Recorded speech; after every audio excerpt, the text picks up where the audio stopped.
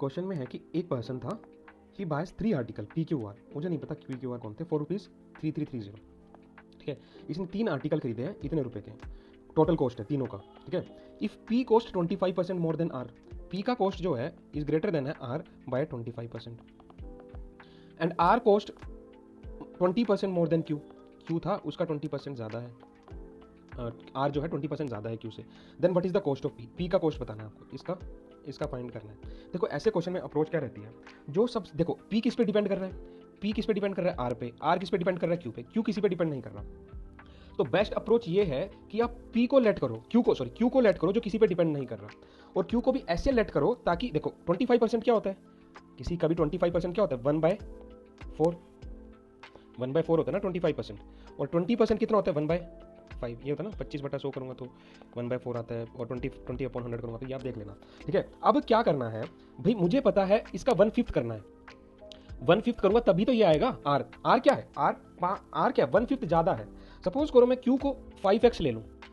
Q को अगर 5x लूंगा और R जो है 1/5 ज्यादा है, 1/5 को अगर मैं देखूंगा, इसका 5x का 1/5 कितना हो गया, 5x का 1/5 हो गया भाई मेरा x ही तो हो गया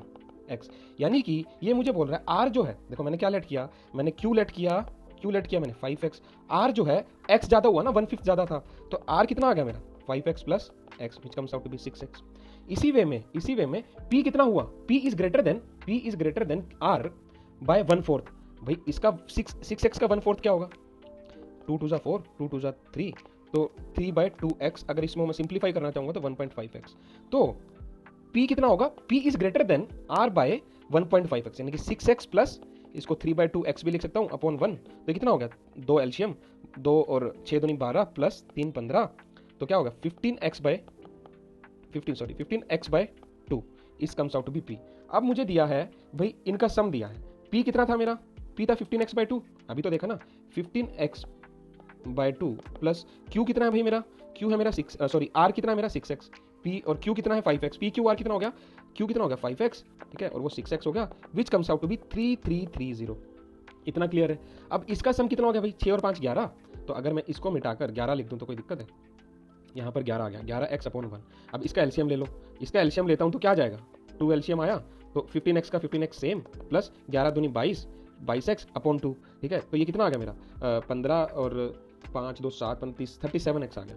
37x आ गया मेरा। ठीक है, 37x अपॉन 2 इक्वल्स टू 3330। अब मुझे पता है कि अब ये मेरा आंसर आया कि 37x अपॉन 2 इक्वल टू 3330। ठीक है, अब मुझे क्या करना है, अब मुझे निकालना क्या था P का, P मुझे पता है P कितना था भाई, P था मेरा 15/2x, मुझे निकालना क्या कितने का था 15/2x का, तो भाई यहाँ से x की वैल्यू आ जाएगी, आपको पता ना x की वैल्यू आ जाएगी, यहाँ से x की वैल्यू क्या रहेगी,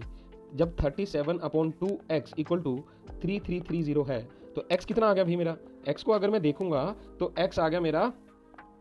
3330 अपॉन 37 इंटू 2, वो डिवाइड हो जाता है ना, मतलब जो डिवाइड है ऊपर मल्टीप्लाई हो जाएगा। अगर देखो ये कहीं पर कटेगा, पक्का मुझे पता है, देखो 37 प्राइम नंबर है, तो इतना तो मुझे पक्का है कि ये कहीं पर कटेगा। तो अगर मैं 37 को 9 से मल्टीप्लाई करता हूँ, क्योंकि देखो सीधा ये कभी भी ऐसा क्वेश्चन नहीं देगा जो कटे ना, तो 9 7 63, 3 और 6 कैरी, और 9 3 27 और प्लस 6 33, तो कितने पे चला गया, अगर मैं ये देखूंगा 37 बन जाए 37, तो ये 9 पे चला गया, और 0 एज इट इज 90, तो x कितना आ गया भाई मेरा, x इक्वल टू 180 आ गया ना, 90 इंटू 2 180। अब मुझे P निकालना था, P था कितना भाई 15x अपॉन 2, 15 इंटू x कितना है मेरा 180, 15 इंटू 180 अपॉन 2,